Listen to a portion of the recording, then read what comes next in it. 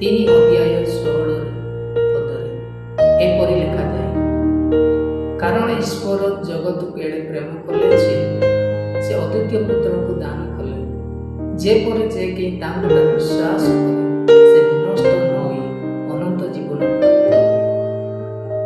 ପ୍ରିୟ ପ୍ରଭୁଙ୍କ ଲୋକମାନେ, ଯୀଶୁଖ୍ରୀଷ୍ଟ ଆମମାନଙ୍କ ପାଇଁ ଏ ଜଗତକୁ ଆସିଲେ ଆଉ ଏ ଜଗତ ନିମନ୍ତେ ଯୀଶୁଖ୍ରୀଷ୍ଟ ନିଜେ ମନୁଷ୍ୟ ରୂପରେ ଆସିଲେ, ମନୁଷ୍ୟ ଧାରଣା ନେଇକି ଏ ଜଗତକୁ ଆସିଲେ। ଆମମାନଙ୍କର ପାପ ନିମନ୍ତେ, ଆମମାନଙ୍କର ଅଧର୍ମ ନିମନ୍ତେ, ଆମମାନଙ୍କର ଦୋଷ ନିମନ୍ତେ ଯୀଶୁଖ୍ରୀଷ୍ଟ ଏ ଜଗତକୁ ଆସିଲେ ଆଉ ବଢ଼ିଲେ, କ୍ରୁଶରେ ମୃତ୍ୟୁବରଣ କଲେ।